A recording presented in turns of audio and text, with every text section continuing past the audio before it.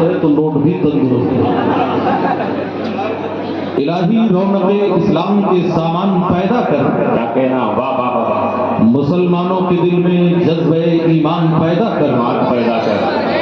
خدا بندہ مٹا جاتا ہے اب انصاف دنیا سے، عمر صاحب پھر کوئی عادل عظیم و شان پیدا کر۔ بجے چاروں طرف اسلام کا ڈنکا زمانے میں، علی شیر خدا صاحب پھر کوئی مردان پیدا کر۔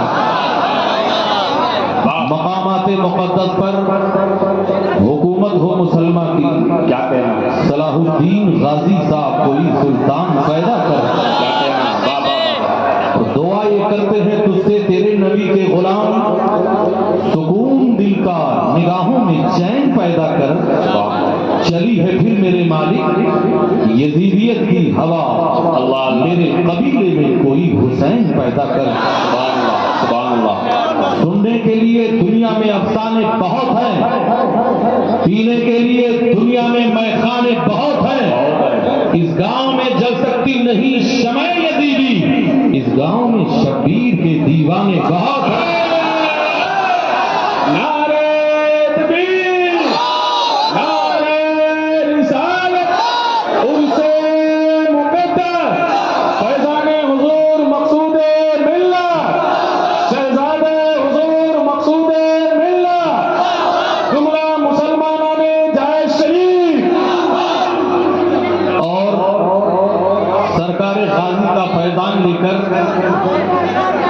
یہ مرد مجاہد جسے مدینۃ الاولیاء جائے شریف کہا جاتا ہے، جس کے فتح کا صحرا مرد مجاہد پر ہے، جہاں کے در و دیوار سے آواز آ رہی ہے، دیار شوق سے ایک آفتاب آیا ہے، اٹھو اے زندہ دلو انقلاب آیا ہے، یہ تخت و تاج کو تیرے اٹھا ڈالے گا، یہ آج پردے ظلمت کو کھا ڈالے گا، سکون سے ہم سے ملو گے تو چین والے ہیں، یزید تم ہو تو ہم بھی حسین والے ہیں۔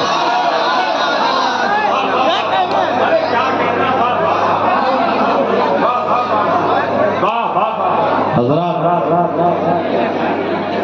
بہت اچھا، کیا کہنا، رحم فرمائیں ذرا اچھی آواز نکلے اس کی۔ آپ لوگ بیٹھ جائیں، آگے آ جاؤ، زمین پہ بیٹھ جاؤ، کوئی برائی نہیں، آ جاؤ آ جاؤ، زمین پہ آ جاؤ، زمین پہ آ جاؤ۔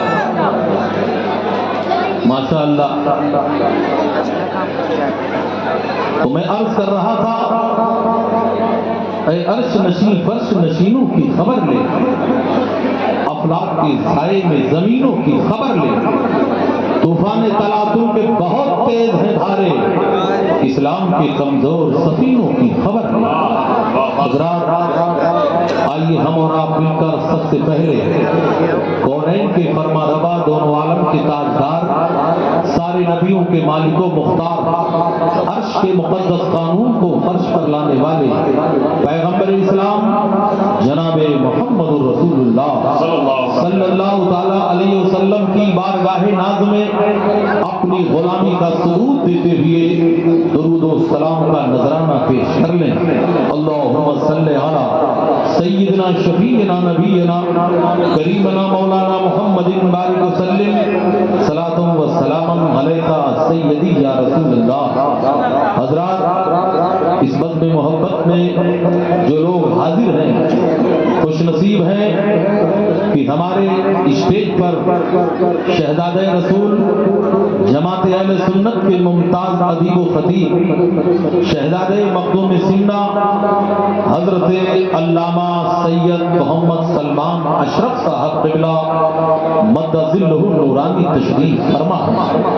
یہ چمکتے ہوئے چہرے علماء ربانیین ہیں، میں تیری بزم میں کس کس سے دشمنی لیتا، لکھا تھا نام تیرا بے شمار چہروں پر، اولاد پیغمبر میں سے ہے مماتا علی حب آل محمد ماتا شہیدہ، جو میری اولاد سے محبت کر کے مرے گا وہ شہید ہو کر کے مرے گا۔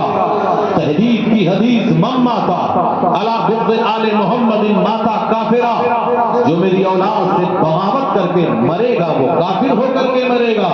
حضرات، دین احمد نے جو کربلا میں شفا پائی ہے، ابن حیدر کے گھرانے کی مسیح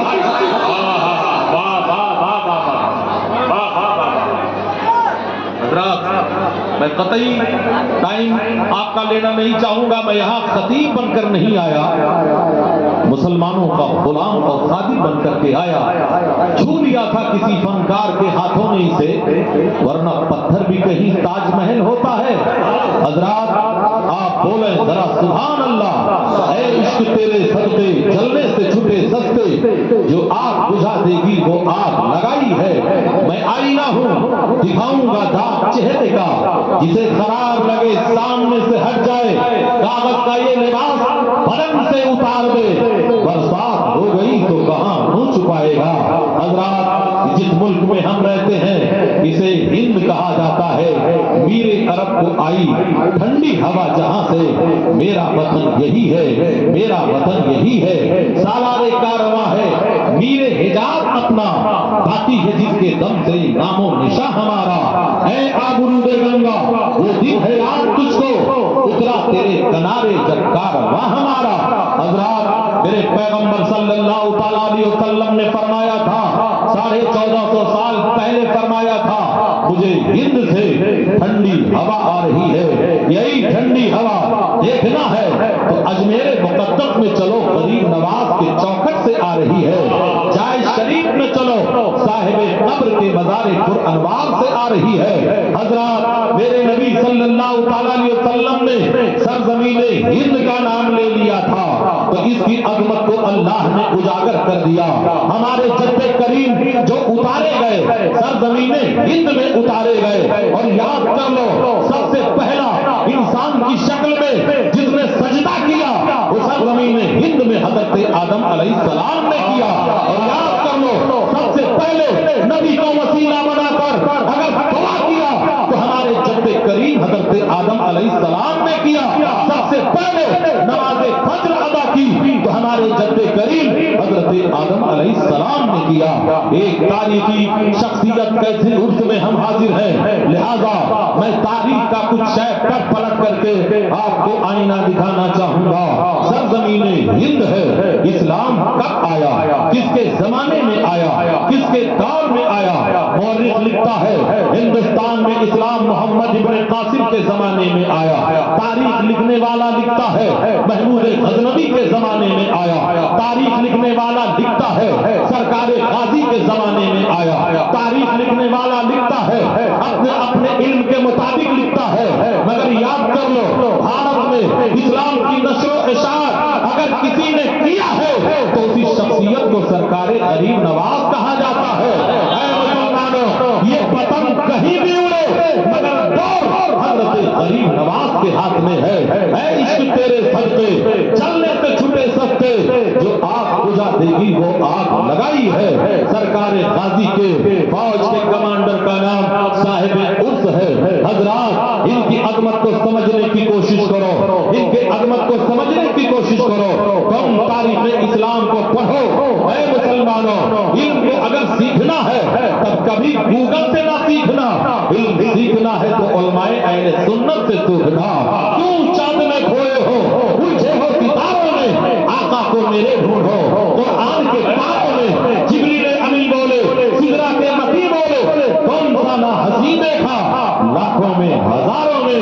ایک ولی کے عرس میں ہم حاضر ہیں، یہاں آنا انجوائے کے لیے مت آنا۔ تقریر بہت اچھی ہوئی، نعت بہت اچھی ہوئی، آنا تو اپنا کھویا نصیبہ بنانے کے لیے آنا، آنا تو بگڑی ہوئی باتیں بنانے کے لیے آنا۔ اس لیے کہ اللہ والے ہیں، بیٹھتے ہیں ٹوٹی چٹائی پر، مگر بادشاہوں کے مقدر کا فیصلہ کیا کرتے ہیں۔ یہاں آنا تو اپنے مغفرت کی دعا کے لیے آنا، یہاں آنا اپنے کے لیے پابندی نماز کی دعا کے لیے آنا، یہاں آنا تو علماء سے محبت کی دعا کے لیے آنا اور ان کے رخ زیبا کی زیارت کیجیے۔ اب ہم اصل موضوع کی طرف آ رہے ہیں حضرات، اس یہاں پر ذکر مدینے والے سرکار کا ہو جائے۔ حضرات مدینہ طیبہ جو عشق کی راجدھانی ہے وہاں سے ہم بات کرتے ہیں، لیکن سب سے پہلے ہم مرکز اسلام، صدر اسلام جسے مکہ المکرمہ کہا جاتا ہے، جسے حجاز مقدس کہا جاتا ہے، جسے ام القریٰ کہا جاتا ہے، وہاں کی وادیوں میں لے چلتے ہیں۔ حضرات یہ وہی مکہ المکرمہ ہے جہاں پر اللہ کا گھر ہے، جسے خانہ کعبہ کہا جاتا ہے، یہی دنیا کا سینٹر ہے۔ اے مسلمانوں، سب سے پہلا جو گھر بنا وہ اللہ کا گھر بنا، دنیا کا سینٹر وہی ہے۔ وہیں پر ایک موحد ہے جنہیں حضرت عبد المطلب کہا جاتا ہے۔ عبد المطلب کون ہے؟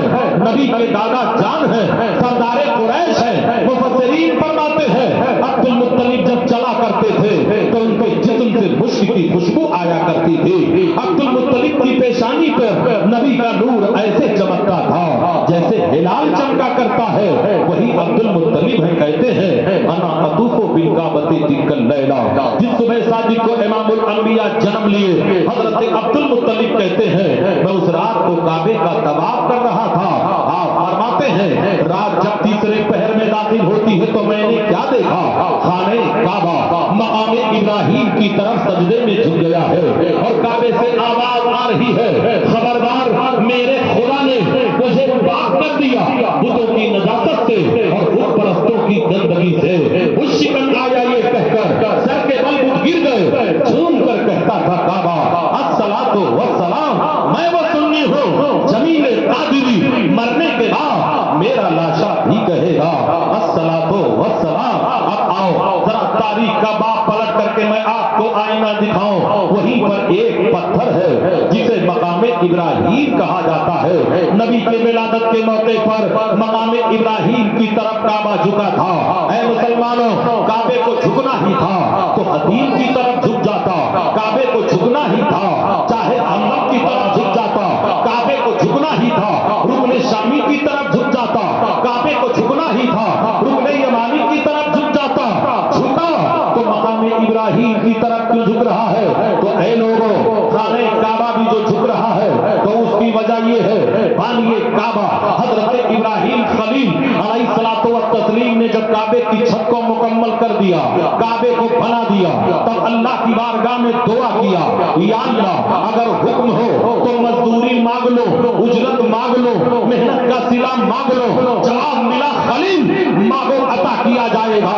تو حضرت خلیل نے دعا کیا یا اللہ اور انبیاء بنی اسرائیل میں آئے، آخری پیغمبر کو ہماری نسل میں پیدا فرما دے۔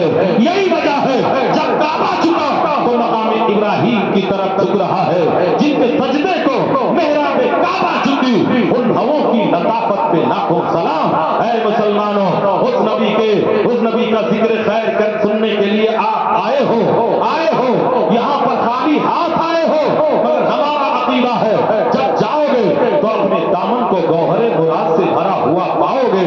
اب شارٹ میں ذرا ذکر جمیل کرتا ہوا چلو، میرے نبی صلی اللہ تعالی علیہ وسلم اس خاکدان گیتی پہ تشریف لائے۔ خانہ کعبہ کے اندر جو حول نامی بت تھا اس کے اندر سے چیخ و پکار کی آواز آئی، اب ہماری خدائی کا دور ختم ہو گیا، اب مصطفیٰ جان رحمت کے مصطفائی کا دور آیا ہے۔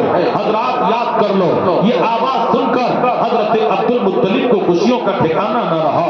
آپ آگے بڑھے، دو پہاڑیاں نظر آتی ہیں جن کا ذکر قرآن میں ہے، ان الصفا والمروہ من شعائر اللہ۔ اللہ نے ان پہاڑیوں کو اپنی نشانیوں میں شمار کیا۔ یہاں جب پہنچے تو کیا دیکھا؟ صاحب مدارج النبوہ نقل فرماتے ہیں دو عظیم پرندوں کو دیکھا جو آپس میں گلے مل رہی ہے اور نبی کے آمد پر لوریاں سنا رہی ہے۔ کہتے ہیں میری خوشیوں کا ٹھکانہ نہ رہا، میں آگے گیا اور اپنے مکان کے دروازے پہ گیا۔